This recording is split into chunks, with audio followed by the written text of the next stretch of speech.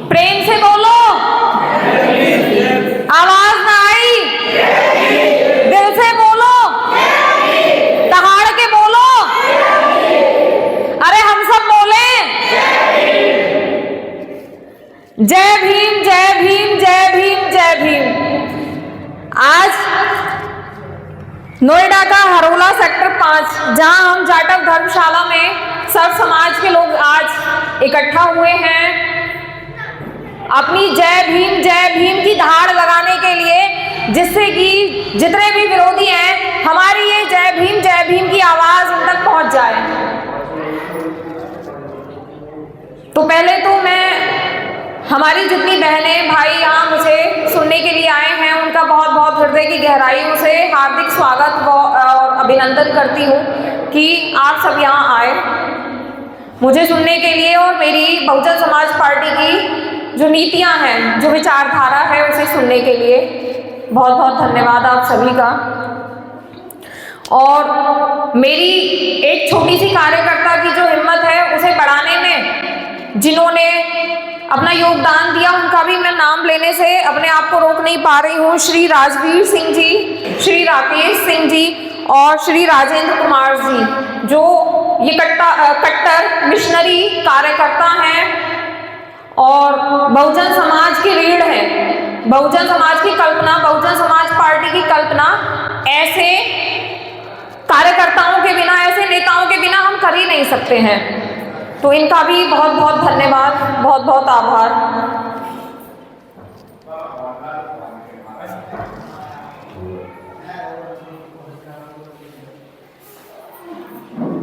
Bahujan Samaj party वो party जिसकी स्थापना गरीबों, शोषितों, वंचितों, अल्पसंख्यकों और ऐसे लोग जो सामाजिक भेदभाव, जातिवाद को झेल रहे हैं, उनकी समस्याओं को दूर करने के लिए हुई थी। इस किले का निर्माण मान्यवर साहब काशीराम जी ने, बहन कुमारी मायावती जी ने इसलिए करा था कि वो लोग जो स्वाभिमान से, सम्मान से सिर उठाकर नहीं जी पा रहे हैं, जिनको समाज में वो स्थिति नहीं मिल पा रही है जो और वर्गों को मिल पा रही है, तो वो सब मिलकर इस किले में रह सकें, इस घर में रह सकें, इसलिए हमने बहुजन समाज पार्टी की स्थापना करी थी। तो बहन कुमारी मायावती जी ने लगभग अपना पूरा जीवन त्याग और तपस्या से इस बहुजन समाज रूपी जो वट वृक्ष है इसको सींचने में लगा दिया। तो ये उस बहुजन श्रेणी का बहुत बड़ा योगदान है हमारे समाज को ऊपर उठाने में, शून्य से शिखर पर ले जाने में। तो हम सब लगभग ऋणी बन गए हैं बहन कुमारी मायावती जी के।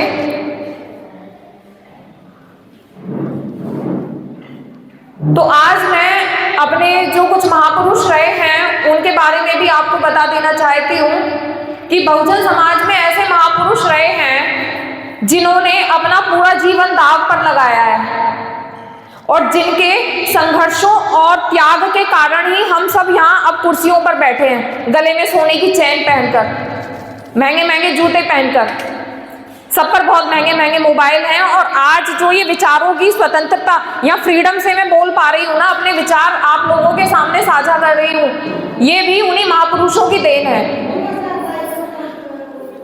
तो नमन करती हूँ मैं ऐसे महापुरुषों को जिन्होंने इतनी बड़ी सोच रखी कि वो लोग जो सम्मान पूर्वक जीवन नहीं जी पा रहे हैं, जो मूलभूत सुविधाओं से वंचित हैं, गरीब हैं, जिनको तंग करा जाता है समाज में उच्च वर्गीय जातियों के द्वारा, तो उन्होंने उनके उद्धार करने के लिए अपना पूरा जीवन लगाया। तो ये लगभग क्रम चलता ही जा रहा है। बाबा साहब ने बहुत जातिवाद को झेला था, बहुत सारी उन समस्याओं को, जो गरीब, शोषित, वंचित थे ना, वो समस्याएं जो हम नहीं झेल रहे हैं अभी फिलहाल में, उन समस्याओं को झेला था और संविधान का निर्माण करा, जिससे हमें मजबूती मिली, जिसने हमें बहुत सारे अधिकार ऐसे दिए कि अब हम यहाँ कुर्सियों पे बैठ के अपने विचार व्यक्त कर रहे हैं। वोट का अधिकार दिया, कि हम अपना कीमती वोट किसी को भी दे सकते हैं और किसी को भी राजा बना सकते हैं, सत्ता में स्थापित कर सकते हैं। तो बाबा साहब की जो मानवतावादी विचारधारा थी उसको मान्यवर साहब ने आगे बढ़ाया, मान्यवर श्री काशीराम जी ने। उन्होंने भी उसी जातिवादी और जो सामाजिक भेदभाव है उसे झेला। तो उन्होंने एक ऐसी बहुजन शेरनी को ढूंढ कर निकाला, उनकी प्रतिभा पहचानी, जो बहन कुमारी मायावती जी के नाम से जानी जाती है, जिन्हें बहुजन शेरनी कहा जाता है, आयरन लेडी कहा जाता है। उन्होंने भी यही त्याग किया, जीवन भर कुंवारे रहने का डिसीजन लिया कि मैं यदि अपना घर बसाऊंगी तो उतना समय मैं उन लोगों को नहीं दे पाऊंगी जिनकी लड़ाई मुझे बहुत लंबी अभी लड़नी है। तो लगभग ये वो महापुरुष हैं जिन्होंने हमारे बहुजन समाज रूपी किले का निर्माण करा है अब तक। तो लगभग आज का जो समय चल रहा है, हम काफी शिक्षित भी हैं, पढ़ भी रहे हैं, जागरूक भी हो रहे हैं। तो फिलहाल आज के समय में ऐसी कौन सी समस्या है जो बहुत बड़ा रूप ले रही है? तो वो समस्या है संगठन की समस्या। बस हम एकजुट नहीं है अभी, और जिस दिन हमारा संगठन मजबूत होगा तो वो दिन दूर नहीं है, जितने भी विरोधी है ना, जो बहन कुमारी मायावती जी को झूठा समाज में भ्रम फैलाकर, दांव पेच चलकर उन्हें बदनाम करते हैं, तरह तरह के ये अपवाद फैलाते हैं समाज में कि वो तो उनकी बी टीम है, वो तो उनकी है। तो इन चीजों पर हमें काम करना होगा, अपने संगठन को मजबूत बनाकर, क्योंकि बहन कुमारी मायावती वो आयरन लेडी हैं जिन्होंने बहुजनों की समस्याओं को दूर करने के लिए पूरे जीवन भर संघर्ष किया, अपनी विचारधारा के साथ कभी समझौता नहीं किया। और जो मुख्यमंत्री की कुर्सी है ना, स्वाभिमान के लिए, बहुजनों के स्वाभिमान को बचाने के लिए उसमें भी लात मार दी। तो क्या कोई ऐसा नेता मिल सकता है हमें दूसरा? नहीं मिल सकता। तो ये तो उपलब्धियां बहन जी की बहुत कम हैं। यदि हम शिक्षा के क्षेत्र में बात करें, स्वास्थ्य के क्षेत्र में बात करें, रोजगार के क्षेत्र में बात करें, तो हर जगह बहन जी ने ऐसी नीतियां बनाई, ऐसे काम करे जिनका सीधे सीधे गरीबों तक लाभ पहुंचाए। क्योंकि हमारे जो बाबा मान्यवर काशीराम जी थे, बाबा साहब अंबेडकर जी थे, बहन कुमारी मायावती जी भी हैं, तो वो इस नीति पर काम करते चले आए हैं कि शिक्षा के बिना जो एक अच्छे भारत का सपना है, बहुजनों को सुधारने का, एक अच्छी स्थिति में उनको लाने का सपना है, वो अधूरा है। शिक्षा की जो जोत है वो हर घर में पहुंचनी चाहिए, क्योंकि शिक्षा ही आपको प्रश्न करना सिखाती है। आप पढ़ेंगे तो आपको आगे आने का मौका मिलेगा, और उससे क्या होगा, हमारा समाज, हमारा संगठन मजबूती से खड़ा होगा।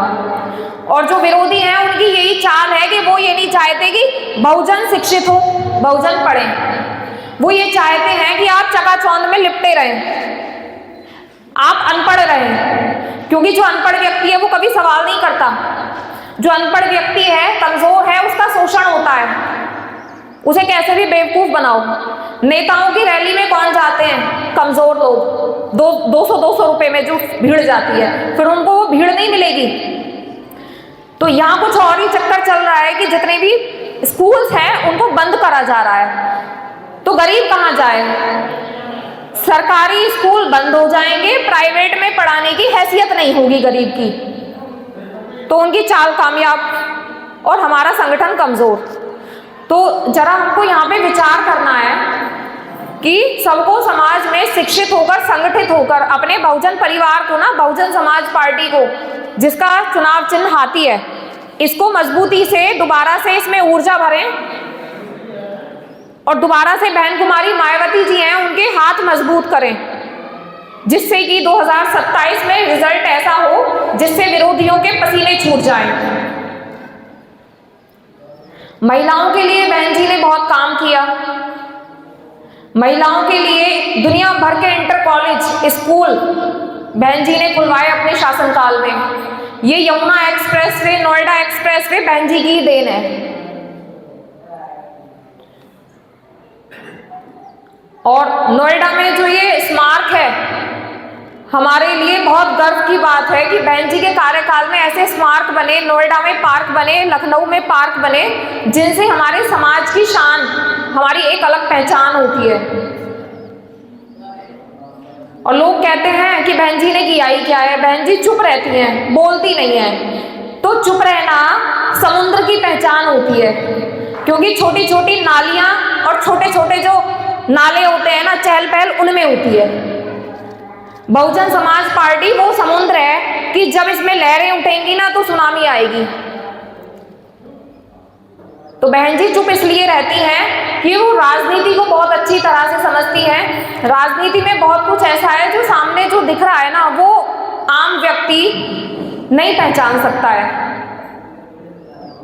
लेकिन हम सबको मजबूती के साथ बहुजन समाज पार्टी के साथ खड़ा होना है और इस संगठन को जगह जगह फैलाकर युवाओं को ज्यादा से ज्यादा इसमें भागीदारी दर्ज करनी है।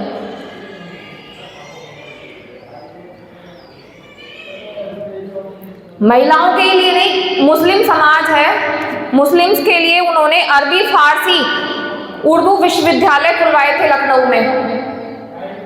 आतंकवाद को रोकने के लिए ATS का गठन करा था। जो काशीराम आवास योजना है उसमें गरीबों को मुफ्त में घर दिए। तो ये सब जो उपलब्धियां हैं ये ऐसी हैं जिनका सीधे सीधे गरीबों को लाभ हुआ है। तो अब वो समय आ गया है कि अब हमें बहुत लंबे समय तक शांत नहीं रहना है, क्योंकि शांत रहेंगे तो हमारा जो बहुजन समाज है, बहुजन समाज पार्टी, ये कमजोर होती चली जाएगी और हमें कमजोर नहीं होना है। हमें समाज में और पार्टियों को ये दिखाना है कि हम पहले भी ताकतवर थे। बहन कुमारी मायावती बहुजन शेरनी थी, हैं और आगे तक रहेंगी। बस विरोधी यही तो नहीं चाहता कि सत्ता में बहन जी आसीन हो, यही तो चाल है उनकी। इसीलिए तो उन्होंने हमारे समाज के भाइयों को हमारे सामने खड़ा करा है, जिससे कि हम कमजोर हों। तो जब भी कोई वोट मांगने के लिए आपके पास आए तो हर नीले झंडे को अपना घर ना समझें। बहुजन समाज पार्टी हाथी के निशान वाली हमारा घर है, जो हमें स्वाभिमान से जीना सिखाती है। मान सम्मान इसी ने दिया है हमें।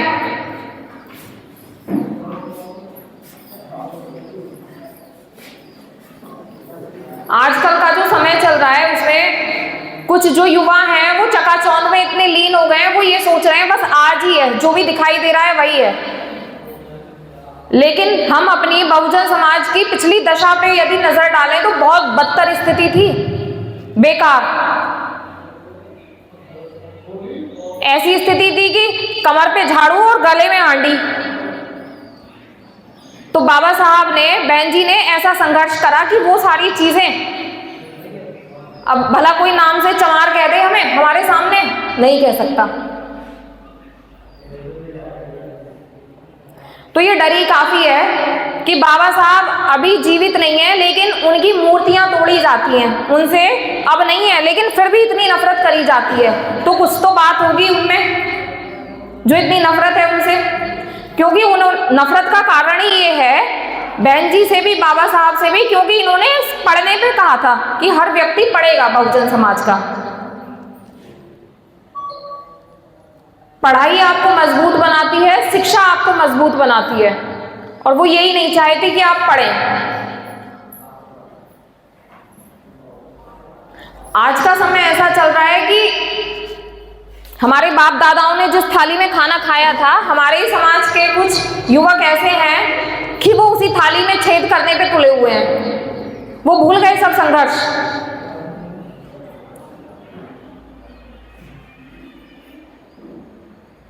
तो उस संघर्ष को भूले बिना, उन सारे महापुरुषों के बलिदान को भूले बिना, उन सारी चीजों को दिमाग में भरकर जो बहन जी ने हमारे लिए, बहुजन समाज के लिए क्या क्या किया है, तो हमें दोबारा से बहुजन समाज पार्टी में चेतना जागृत करनी है। इसमें फुल ऑफ एनर्जी के साथ इसको दोबारा से 2027 में रिप्रेजेंट करना है कि कमजोरों की पार्टी नहीं है बहुजन समाज पार्टी। अब जो दलित है वो जाग गया है, उसके साथ पुराने समय से आज तक कितना अत्याचार हुआ है, आपकी भावनाओं के साथ खिलवाड़ किया गया है। झूठे वायदे और जुमलेबाजी में फंसाया गया है। ये बाबा साहब का बनाया हुआ संविधान ही है कि भारत की राष्ट्रपति भी महिला और दिल्ली में जो मुख्यमंत्री बनी वो भी महिला। तो बताइए, संविधान इतनी बड़ी ताकत देता है हमें। और ये संविधान की ताकत है कि मैं यहां खड़े होकर बोल रही हूं और आप सब सुन रहे हैं। बहुत बड़ी ताकत है ये। तो यदि घर घर में शिक्षा जाएगी तो ये बहुत गहरी बात है कि ये हमें मजबूत बना रही है, और विरोधी कभी नहीं चाहेंगे कि हम मजबूत हों। तो इसलिए हमारी जो बहुजन समाज पार्टी है, ये वो पार्टी है जिसने जमीनी स्तर पर काम करके दिखाए हैं बिना मैनिफेस्टो जारी किए। बहन जी ने अपने शासनकाल में 4 बार जब इनकी सरकार बनी किसी भी तरह की घोषणा जारी नहीं की कि मैं ये करूंगी वो करूंगी। शपथ लेने के बाद सीधे काम करके दिखाए। और जितने अधिकारी थे ना, जो गरीबों को तंग करते थे, जो काम समय से नहीं करते थे, भ्रष्टाचार करते थे, उनके तो पसीने छुड़वा दिए। नाम से घबरा जाते थे अधिकारी।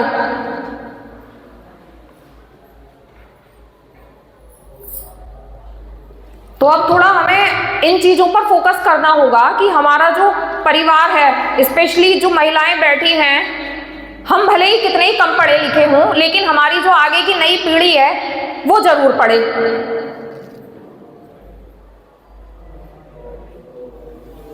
अभी आए दिन आसपास में आप मोबाइल सब चलाते हैं, देखते होंगे कि किस तरह की अत्याचार और घटनाएं तरह तरह की बढ़ रही हैं। तो सब गरीबों दलितों पे ही तो हो रहा है ये अत्याचार। तो ये अत्याचार कब होता है? जब हम जागरूक कम होते हैं, जब हमें जानकारी कम है, जब हम कमजोर हैं। कमजोर के साथ अत्याचार होगा, किसी बड़े के साथ अत्याचार नहीं होगा। अभी धमरावली में कुछ दिन पहले इतनी घटना बढ़ी हुई कि उसमें तो हमारे बहुजन समाज के युवक हैं, वो वाकई में मतलब बहुत उन्होंने काबिले तारीफ ये काम है कि उन्होंने तो धूल चटा दी उस समाज को ही। वो गांव खाली हो गया जिन्होंने अत्याचार किया। तो चेतना इसे कहते हैं। जागृति ये होती है कि सामने वाला हाथ में तलवार लेके बैठा है, हाथ में लट्ठ है, हम लट्ठ नहीं उठाएंगे। हम शिक्षा के बल पर, कानून के बल पर लड़ाई लड़ेंगे अपनी, और उसमें जीत कर भी दिखाएंगे। तो धमरावली में यही हुआ है। तो वहां जो दलित समाज है, जहां घुड़चढ़ी हो रही थी, वहां पे पत्थर फेंके, लाठी चलाई, तो उन्होंने उसी बल पर जीत हासिल की है। और अभी और चल रही है लड़ाई। दबाव डाला जा रहा है कि इनको कैसे भी शांत करो, लेकिन वो नहीं मान रहे हैं। तो चेतना इसे कहते हैं, जागृति। उनका गांव में संगठन मजबूत है बहुजनों का। तो जहां आपका संगठन मजबूत होगा ना, तो वहां आप पे कोई पत्ता नहीं हिला सकता कि कोई नजर भर के उठा के देख भी ले। जहां कमजोरी मिलेगी वहां आपको तंग करा जाएगा।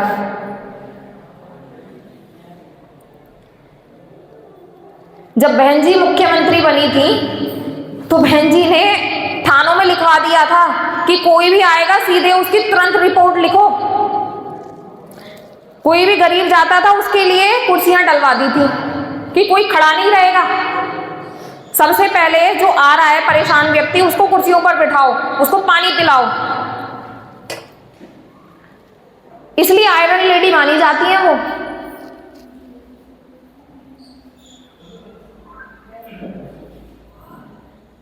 कितने जो विकलांग लोग हैं उनके लिए शकुंतला मिश्रा नाम से लखनऊ में उन्होंने विश्वविद्यालय खुलवाया था, यूनिवर्सिटी खुलवाई थी विकलांग बच्चों के लिए। हमारी जो बालिकाएं हैं इनके लिए पॉलिटेक्निक कॉलेज खुलवाए।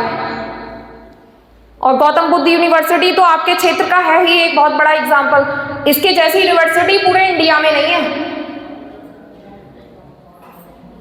इसने तो नोएडा का पार्क स्मारक स्थल और गौतम बुद्ध यूनिवर्सिटी ने नोएडा की जो तरक्की है ना, उसमें 4 चांद लगा दिए। नोएडा चमन बन गया। इन चीजों से पहचान होती है। और जो चिढ़ते हैं विरोधी, वो ये कहते हैं बहन जी को कि उन्होंने किया ही क्या है। उन्होंने तो जो सरकारी धन है उसका सत्यानाश किया और पार्क बनवाए, उसमें इतना लगाया उतना लगवाया। अरे उनसे कोई ये पूछे कि जब तुम्हारी सरकार है तुमने भी तो अपनी विचारधारा के अनुसार खर्च किया, तो अपने क्यों नहीं बताते हो तुम? वो महिला है और दलित महिला है, मुख्यमंत्री है, तो उनकी उपलब्धि देखकर तुम्हारे पेट में दर्द हो रहा है। तुम केवल पार्क को ही इतना मतलब चिन्हित कर रहे हो कि पार्क क्यों बनवाए। ये हमारे महापुरुषों की निशानी है जो हमें बहुत लंबे समय तक आगे बढ़ने के लिए प्रेरित करते रहेंगे कि उत्तर प्रदेश में कोई बहुजन शेरनी मुख्यमंत्री बनी थी। तो हमको हमारी जो बहन जी को कह रहे हैं ना कि शांत बैठी हैं, कुछ नहीं कर रही, ये वो तमाम तरह की अफवाहें हैं, ये बेकार हैं। इनसे अच्छा है कि हम अपने संगठन को दोबारा से खड़ा करें मजबूती के साथ। और 2027 में फिर वो दिन दूर नहीं है जब बहन जी ने जितने भी काम करे थे फिर दोबारा से महिलाओं के लिए शिक्षा में, स्वास्थ्य में, रोजगार में फिर से उन्नति होगी और 2027 में बहन जी दोबारा से हमारे उत्तर प्रदेश की मुख्यमंत्री बनेंगी।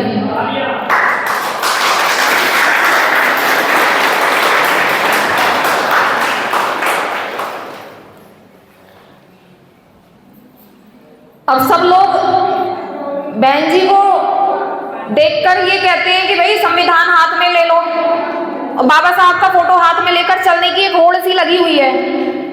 लेकिन क्या इससे वो बहुजनों के हितैषी आपको लग रहे हैं?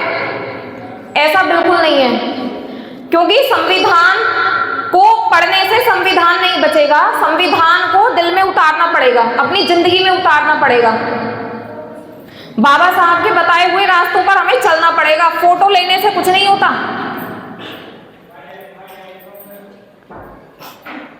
इन लोगों ने कहा था कि हम शिक्षित रहकर ही संगठन को मजबूत बनाकर, राजनीतिक रूप से मजबूत होकर सत्ता में आ सकते हैं, और सत्ता में आए बिना हमारा कोई उद्धार नहीं करेगा। इसलिए सत्ता में तो हमें आना पड़ेगा।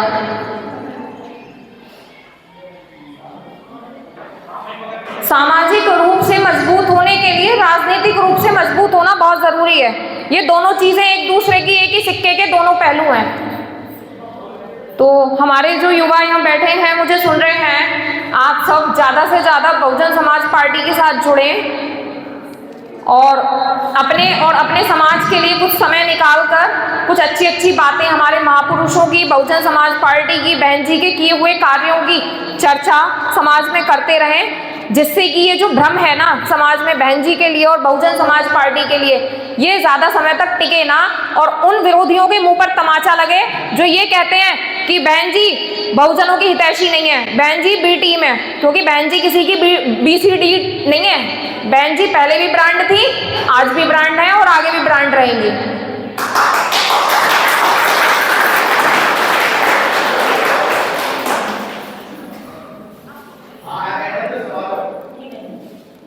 तो अभी मैं श्री राजवीर सिंह जी से कि आप कुछ अगर अपने समाज की, अपने परिवार की या कुछ भी समस्या जिसे आप झेल रहे हो या कुछ साझा करना चाहते हैं तो आप आगे आ सकते हैं।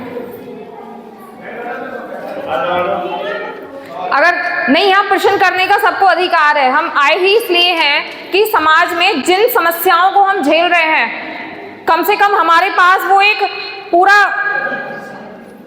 होना चाहिए कि हमें किन किन चीज़ों पर काम करना है। जब तक समस्याओं को हम डिस्कस नहीं करेंगे, एक दूसरे से बात नहीं करेंगे, तो उसका निवारण नहीं हो पाएगा। तो इसलिए इन चीज़ों पर चर्चा होनी बहुत ज़रूरी है कि आपको अगर अड़ोस पड़ोस में, अपने समाज में कोई तंगी है, कोई परेशानी है, तो वो आकर आप बोल सकते हैं खुलकर। और अम्मा जी आई हैं, इनको देखकर मुझे एक बात और याद आ रही है कि बहन जी ने सबसे बढ़िया काम एक और करा था अपने शासनकाल में कि 60 वर्ष से ऊपर के जो वृद्ध थे ना, उन सबको पेंशन दी थी, वृद्धावस्था पेंशन। तो लोग तो जितने अदर पार्टी वाले हैं वो तो जुमलेबाजी करते हैं, झूठे वायदे करते हैं, और जब गद्दी पर बैठ जाते हैं तो भूल जाते हैं। लेकिन बहन जी ने ऐसे काम करके दिखाए हैं। काशीराम आवास योजना में जो घर हैं वो लगभग मुझे लगता है नोएडा में 50-40 लाख रुपए का तो मिलेगा। यहाँ तो बहुत महंगाई है।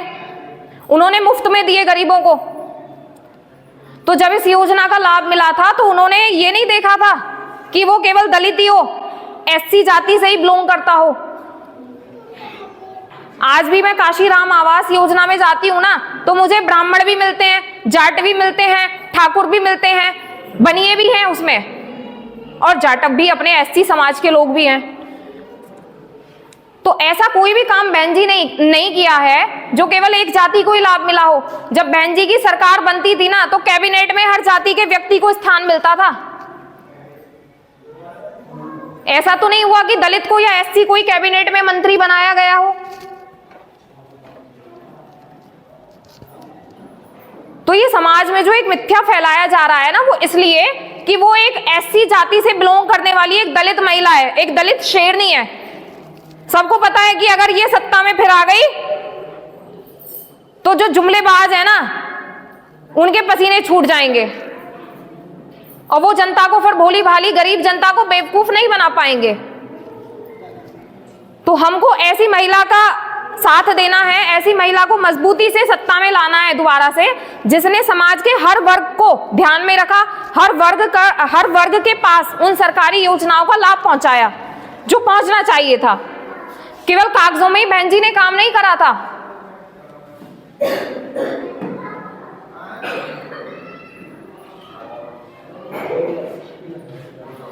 तो शिक्षा के बिना ना सब कुछ अधूरा है। हमारे समाज में जितनी भी आपको जंग लड़नी है, वो शिक्षा के बल पर आप लड़ेंगे, शिक्षा के बल पर ही आपकी जीत फिक्स होगी। कानून की जानकारी रखो, खूब पढ़ो और खूब आगे बढ़ो। यही बस बहन जी का मैसेज है, जो उनकी नीति भी है, सर्वजन हिताय और सर्वजन सुखाय। समाज में कोई भी ऐसा व्यक्ति ना हो जो दुखी हो, सभी सुखी रहें और सबका भला हो। धन्यवाद।